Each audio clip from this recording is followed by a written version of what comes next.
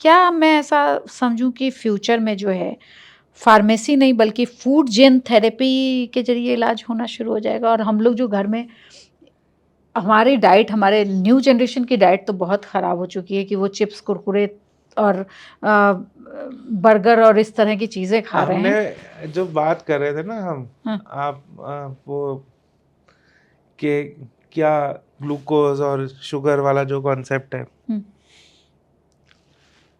Sugar वाला concept जो है वो कि वो मिथ है, ऐसा नहीं है। हम पेट स्कैन कराते हैं ना, पेट स्कैन में हम क्या कर रहे होते हैं, हम ग्लूकोज लेते हैं, उसको रेडियो न्यूक्लियोटाइड से लेबल करते हैं, बॉडी में डालते हैं, फिर पेट सीटी खींचते हैं, फिर सीटी खींचते हैं बेसिकली। तो क्या उसका कॉन्सेप्ट क्या है कि जहाँ पे सेल मेटाबॉलिज्म ज़्यादा है वहाँ पे ग्लूकोज जाएगा, रेडियो न्यूक्लियोटाइड चमकेगा, सीटी उसका 3 डायमेंशनल इमेज निकालेगा हुँ। और हम पेट सीटी करेंगे। तो मान रहे हैं ना कि सेल मेटाबॉलिज्म ज़्यादा है, cancer definitely feeds on sugar. अभी तो आप ये देखो कि तो मतलब ये कह दें कि चीनी हमें एकदम कम कर देनी हमें करनी चाहिए। चाहिए, डायबिटीज़ के लिए ही नहीं, कैंसर के लिए कैंसर भी के लिए भी। चीनी को एकदम ख़त्म कर देना बेसिकली चाहिए। मैंने ये चीज़ क्यों बोली आपको हुँ, कि आपने बात करी कि जो हमारी यंगर जनरेशन की जो डाइट है, बेसिकली जितना प्रोसेस्ड फूड है, जितना हाई कैलोरिक प्रोसेस्ड फूड है, दैट इज हार्मफुल। जितना नॉन प्रोसेस्ड सात्विक आहार है उतना अच्छा है। यही फैक्ट है। जब वो हमारे प्राइम मिनिस्टर साहब बोलते हैं ना, मिलेट्स, रागी, बहुत अच्छा कॉन्सेप्ट है। हम लोगों ने बचपन में तो वही खाया है।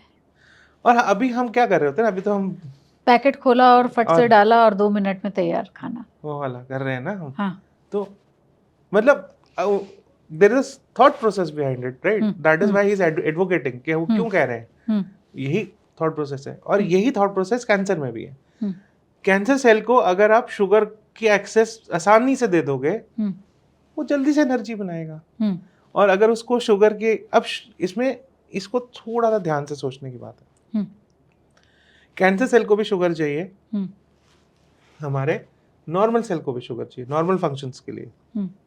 हमारे इम्यून सिस्टम को शुगर चाहिए कैंसर सेल को एलिमिनेट करने के लिए। तो जो ये कॉन्सेप्ट है फास्टिंग का, डाइट का, ये एकदम अक्रॉस अप्लाई नहीं करना चाहिए। मैंने ये चीज़ यूरोप में देखी है कि ये वो कैसे करते हैं। वो मेटाबॉलिज्म को स्टडी करते हैं, और अब we are in that times कि हम मेटाबॉलिज्म को स्टडी कर लेंगे। मेटाबॉलिज्म का स्टडी का मतलब है कि हम ये देख लेंगे कि ये कैंसर ग्लूकोज पे चल रहा है कि ये कैंसर ग्लूटामीन या फैट पे चल रहा है। जैसे ट्रिपल नेगेटिव कैंसर जो होता है ब्रेस्ट का, वो ज़्यादा ग्लूटामीन पे चलता है, ये रिसर्च है। हार्मोन पॉजिटिव ज़्यादा ग्लूकोज पे चलता नहीं, है। नहीं, ये नहीं समझ मतलब मुझे लग रहा है कि ये बहुत ज़्यादा टेक्निकल हो मतलब रहा है। टेक्निकल इन द सेंस हाँ, के हम ये आइडेंटिफाई कर पाएंगे अगले कुछ सालों में कि आपका कैंसर शुगर पे ही प्रेफर कर रहा है कि दूसरे पाथवेज को प्रेफर कर रहा है। अगर शुगर पे प्रेफरेंस ज़्यादा है तो चीनी एकदम कट कर तो देनी है आप अपने चीनी डाइट कट में से करोगे तो बिल्कुल। आपको फायदा मिलेगा। हुँ, बट कब कट करनी है? आप जब आप कीमो पे हो, सर्जरी से रिकवर कर रहे हो या ऐसा कर रहे हो, तब नहीं कट करनी, क्योंकि तब तो आप वैसे ही नहीं खा रहे। जब आप ठीक हो गए हो, जब आप रिकरेंस को रोक रहे हो, डेफिनेटली उस टाइम पे आप इस चीज़ को यूज़ करो। तो हम ये कह सकते हैं कि जो हम लोग चाय में चीनी या खान-पान में या मीठे के रूप में हम लोग चीनी ले रहे हैं, अगर वो हम अभी से कम करके रखें, तो हम बहुत सारी बीमारियों तो से आप तो बच वैसे ही सकते हैं। बचा लोगे ना, तो कैंसर होगा क्यों? तो डायबिटीज़ भी नहीं होगा, तो बहुत सारी चीज़ें कम हो जाएँगी ना। There is no second thought about healthy lifestyle. Hmm, healthy lifestyle, poor lifestyle, pollution and substance abuse and the modern stress, hmm, hmm. ये 4 फैक्टर हैं क्रॉनिक डिजीज़ेज़ के। जिसमें किसी को लिवर डिजीज़ हो जाती है, किसी को हार्ट डिजीज़ हो जाती है, किसी को डायबिटीज़ हो जाता है, किसी को cancer. Cancer is pinnacle of all these things. जब बेसिकली जब जब सेल ने इंसुलिन हुँ, बना के एग्ज़ॉस्ट हो गया, हुँ। तो डायबिटीज़ होगी।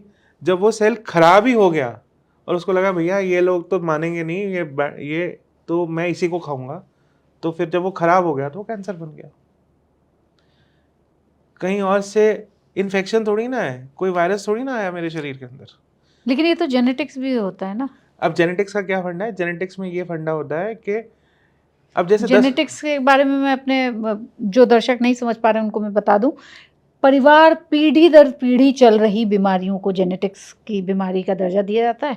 और ये कैंसर भी कहा जाता है कि अगर आपकी फैमिली में फर्स्ट किसी फैमिली मेंबर को है तो आपके होने का चांस किस ज़्यादा है। ज़्यादा हो जाता है। वही चीज़ डायबिटीज़ के लिए भी कही जाती है, बहुत सारी बीमारियों के लिए ये बातें कही जाती हैं। तो वो अगर हम चीनी, अगर हमारी मेरी फैमिली में मैं बात करूं, मदर की साइड कैंसर बहुत ज़्यादा है, फादर की साइड डायबिटीज़ है, सभी को है। दादी से शुरू होता है, पापा की तक जाता है, बड़े पापा को है, मतलब पूरी फैमिली में। वहीं मेरे मामा को कैंसर हो गया या मेरे दोनों मामा को कैंसर हो गया, और इस तरह से वो बढ़ता चला जा रहा है। मासी को भी हो गया। अब मैंने चीनी भी कम कर दी, मैं प्रोसेस्ड फूड भी नहीं खाती। मैं समझने के लिए बोल रही हूँ अपने दर्शकों को। तो क्या मैं, ठीक है मैं वॉक नहीं करती, लेकिन क्या मैं चीनी, मैदा या प्रोसेस्ड फूड नहीं खाती, तो क्या ये होने के चांसेस थोड़े बढ़ते जाएंगे या कम होते जाएंगे? और अगर क्या आप एज का लेटर एज में होता चला जाएगा ये? नहीं, there cancer is a multifactorial मतलब कि age is a factor, family history is a factor, hmm substance abuse is a factor. तो अगर आप एक फैक्टर को कम कर रहे हो तो गारंटी नहीं है कि आपको कैंसर नहीं होगा, बट डेफिनेटली चांसेस कम हो जाएंगे। इसमें कोई सेकंड थॉट नहीं है, ये डेफिनेटली फैक्ट है। जो जेनेटिक का कॉन्सेप्ट है, जेनेटिक का भी कॉन्सेप्ट ये है कि जो बेसिकली हमने ये देखा है कि जो फैमिली टू फैमिली चलता है।